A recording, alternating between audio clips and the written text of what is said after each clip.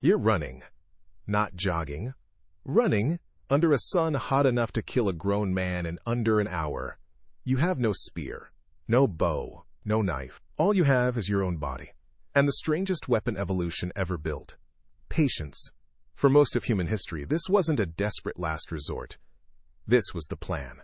Today, finding food means a fridge, an app, or a drive-through window. But for roughly 300,000 years, finding food meant solving a problem with almost nothing in your hands. So how did ancient humans actually do it? Not with the dramatic spear-throwing battles you picture from movies. With tricks. With patience. With methods so strange they barely sound real. Let's start with the running. Anthropologist Louis Liebenberg spent years tracking with sand hunters in the Kalahari Desert, studying a technique called persistence hunting. Here's the trick. Most four-legged animals, like antelope, cool themselves by panting. You cool yourself by sweating, through millions of glands across nearly your entire body. In short bursts, an antelope is faster than you, always. But over hours, in blazing heat, it isn't. A hunter would pick a single animal out of a herd, not the closest one, not the easiest one, the one whose tracks looked slightly off. Then he would simply follow. No stealth, no ambush, just relentless, controlled pursuit, hour after hour, while the antelope sprinted ahead, rested, and sprinted again, slowly overheating with every cycle. Eventually, the animal would stand there, legs trembling, body cooking from the inside, unable to run anymore. The hunter would walk up and finish it by hand. No weapon, just a nervous system built for endurance and a brain built for tracking. Does that sound exhausting? It was. It also explains something strange about your own body. You're a terrible sprinter compared to almost every other mammal your size. But you're one of the best long-distance runners on the planet. That's not an accident. That's a hunting tool, inherited. But running animals to exhaustion wasn't even the main source of food. Here's where the story gets surprising. In 1963, anthropologist Richard Lee conducted a now-famous study of the Kung-San people in the Kalahari, carefully recording exactly what they ate and where it came from. The results upended a popular idea. Hunting, the dramatic part everyone imagines, supplied a minority of daily calories. Gathering, mostly done by women, provided the majority, through nuts, roots, berries, and the mongongo nut, a fatty, protein-rich food so reliable that Lee calculated the Kung could meet their nutritional needs working roughly 12 to 19 hours a week. 12 to 19 hours. For food. Total. Anthropologist James Sussman, who spent decades studying the same region, later described this lifestyle as challenging the entire modern assumption that survival required constant labor.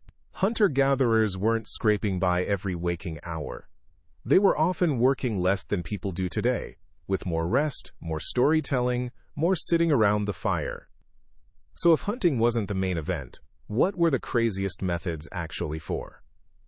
Picture this. A small group of hunters in southern Africa, tipping their arrows not with sharpened stone alone, but with a paste made from crushed beetle larvae, specifically the larvae of the Diamphidia beetle, which secretes a toxin potent enough to slowly paralyze prey, even from a wound too shallow to be fatal on its own. The arrow didn't need to kill outright.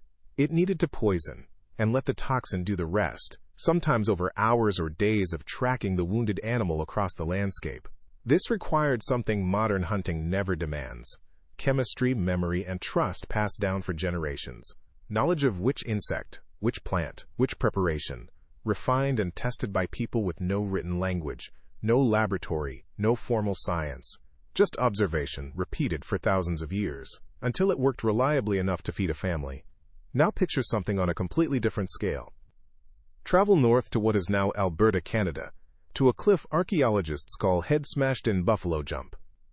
For close to 6,000 years, Indigenous Plains peoples used this site for one of the most coordinated, almost theatrical hunting methods in human history. Skilled runners, sometimes disguised under bison hides, would slowly and carefully guide an entire herd, sometimes hundreds of animals, along a curved path toward a cliff edge hidden by the terrain.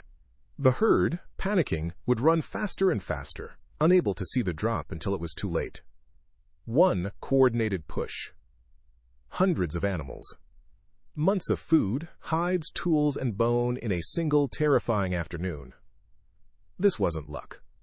It required deep knowledge of bison behavior, wind direction, herd psychology, and a landscape memorized across generations.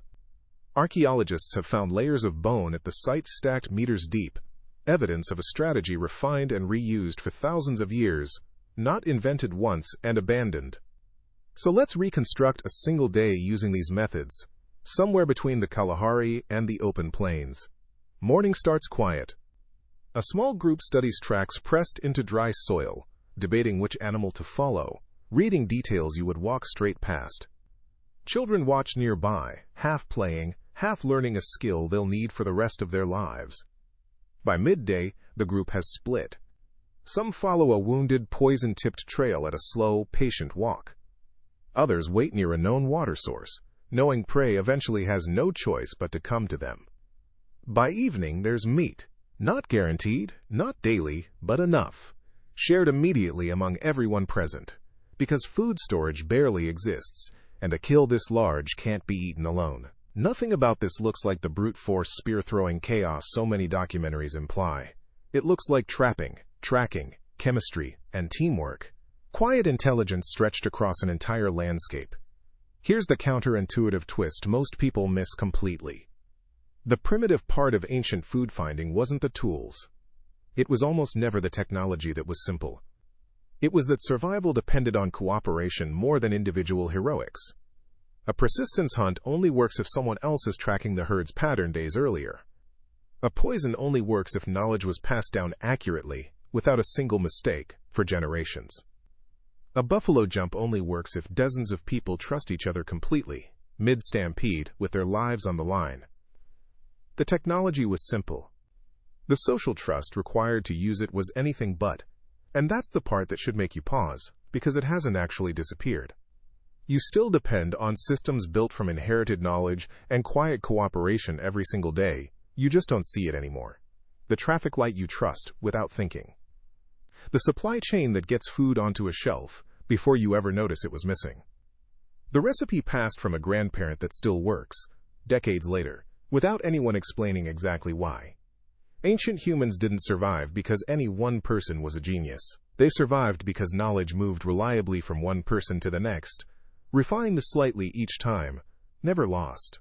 You're not running anyone to exhaustion under a brutal sun anymore. You're not mixing beetle toxin onto an arrowhead, or guiding a herd toward a hidden cliff with your heart pounding in your chest.